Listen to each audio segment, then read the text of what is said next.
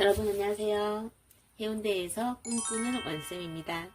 네, 이번 시간에는 이제부터 진도를 나갈 거예요. 일단은 교재는 여기 보시는 대로 개념, 몽땅이라고 적혀있죠. 이투스북에서 나온 거고요.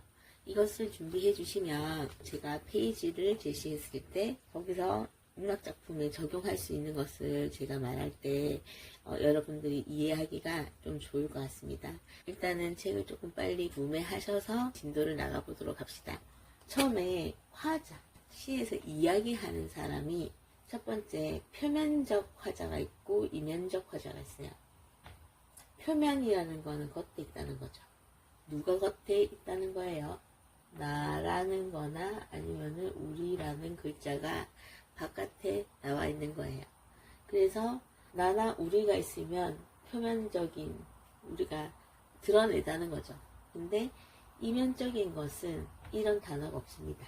그리고 3번에서 4번 제가 중요하다고 생각해서 적은 것들이 있는데 남성 화자인 경우에 있죠. 남성 화자는 강호라고 들어봤어요. 강호는 자연을 가리킵니다. 원래 속세랑 대비된 자연을 가리킬 때 강호라고 합니다. 외워주셔야 됩니다. 역군은 임금님인데 은혜는 역군은 이렇게 해서 임금님의 은혜, 임금님의 은혜를 얘기합니다. 해는 보통 임금이나 임을 얘기하기도 하지만 거의 임금님을 얘기합니다. 구름은 앞에 끼어 있으면 안 보인다는 전자에 임금님을 보고 싶은 사무친 그런 마음이 있는 신하가 유배를 왔는데 구름이 깔려 있어갖고 임금님이 안 보이는 거예요. 이때 구름은 나쁜 의미입니다. 간신, 신하 중에서도 못된 놈들. 그리고 고인이라는 거는 옛날 사람을 말하는 게 아니라 옛날 성인군자, 훌륭하신 분을 말하는 거예요. 그리고 마지막으로 삼각산. 이거는 아셔야 되는 게 임금님을 좋아하는데 임금님이 계신 곳은 한양이거든요. 그래서 한양을 삼각산이라고 부른다는 것을 아셨으면 좋겠습니다. 자, 그럼 다시 해볼까요? 남성 화자는 강호는 자연, 자연은 플러스 역군은 역군의 은혜, 임금님의 은혜 플러스 해도 임금님 얘기하는 거니까 플러스 구름은 간신 마이너스 옛 성인은 플러스 그리고 삼각산 임금님 계시는 한양이니까 플러스가 되겠습니다. 됐나요? 자, 이번에는 여성 화자에 대해서 관련 지어를 보겠습니다. 규방이라고 하면 여자들이 생활하는 거처를 얘기합니다.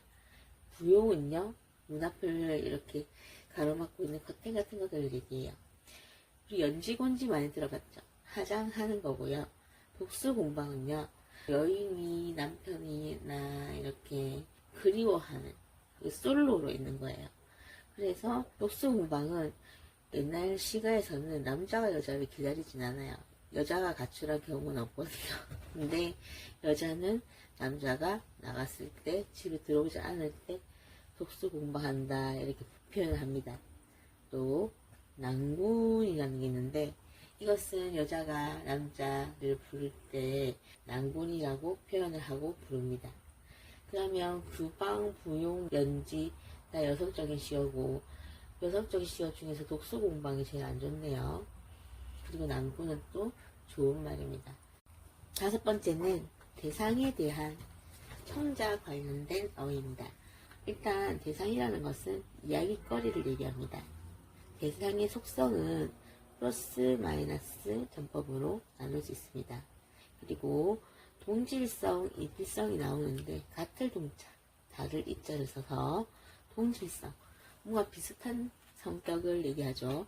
이질성, 나랑 안 맞는데 이런 이질성, 다른 느낌 얘기합니다.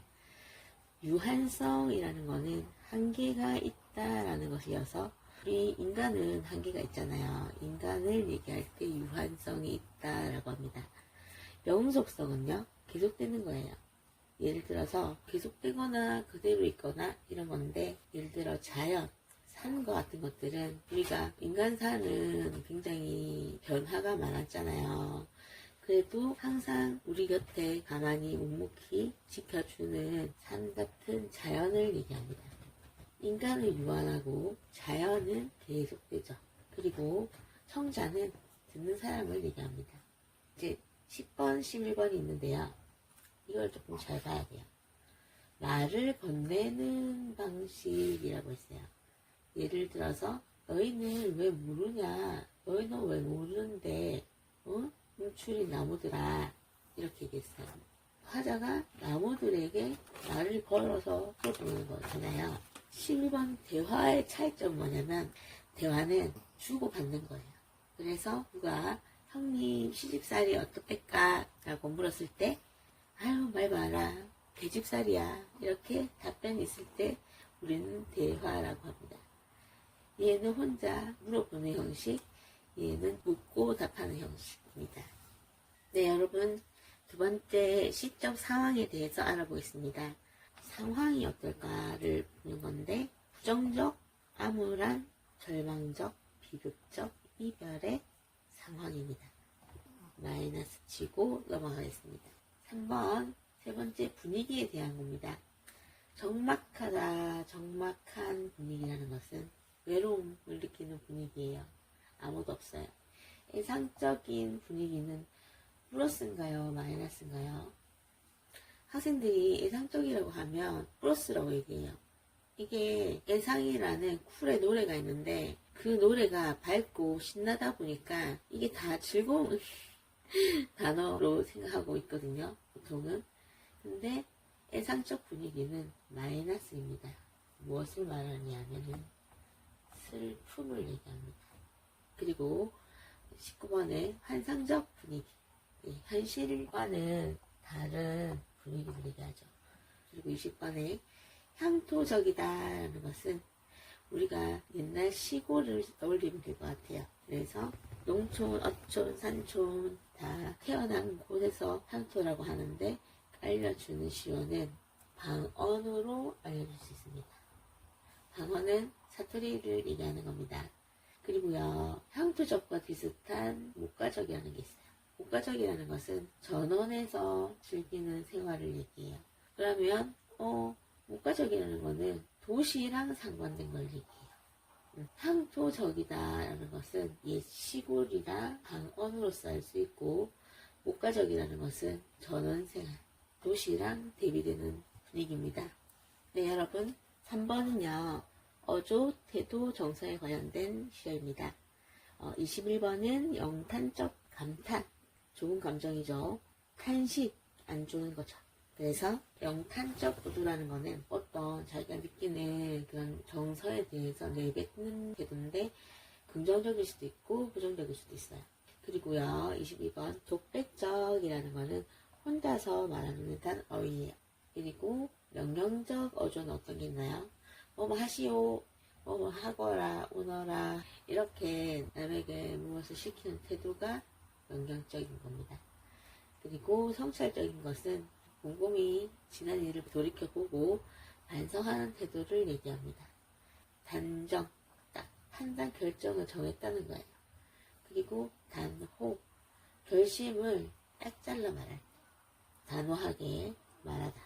그리고 담담한 어조가 있어요. 27번에 담담하다는 것은 자신의 감정이 드러나지 않고 항상 차분하게 얘기하는 태도입니다.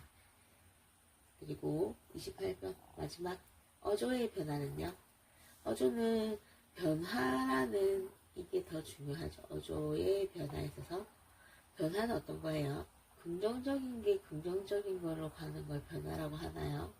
마이너스가 마이너스로 가는 거는 변화가 아닙니다. 플러스가 마이너스 되거나 마이너스가 플러스 됐을 때 우리는 변화라고 합니다. 네 번째, 태도에 대해서 한번 알아보겠습니다. 비판적 태도. 비판한다라는 것은 옳냐 아니냐를 생각을 해서 지적하는 태도입니다. 비난이라는 것도 있는데 비난과는 다른 결이에요. 비난은 마이너스, 남을 까는 거죠. 비판적인 것은 플러스 마이너스에 대해서 생각해 보는 겁니다. 비관적이다, 절망했어요. 마이너스. 관조적. 관조적이라는 거는 긍정적인 겁니다. 왜 긍정적이냐? 우리는 바쁘게 이렇게 하루하루 살아가다 보면 생각할 시간이 좀 부족해요. 그리고 너무 대상 곁에 근접해 있다 보면은 판단을 하기 힘들어요. 그럴 땐 어떻게 하냐? 약간의 거리를 두고 생각을 곰곰이 해보는 태도가 관조적 태도입니다. 긍정적이죠. 회의적 태도라는 것은 어떤 거예요? 의심을 품는 거예요. 못 믿는 거예요. 마이너스. 냉소적이라는 거는 웃는 건데 비웃는 거예요. 넌 너무 냉소적이야. 이렇게 얘기했는데, 아, 맞나? 아, 내가 냉소적이야? 이렇게 하면 바보입니다. 마이너스예요. 자조적인 것은 스스로 자기를 비하하는 거죠. 이것도 당연히 마이너스입니다. 여러분, 정서에 대해서 얘기를 하겠습니다. 우리가 느끼는 감정이죠. 동경, 무엇을 동경한다? 우러러 보는 태도입니다. 교감한다. 마음이 통했다. 친밀감. 어떤 대상과 되게 친하게 느껴져요. 그리고 일체감. 하나가 되는 느낌. 거리감. 대상하고 물리적 거리나 마음의 거리가 먼 것을 얘기합니다.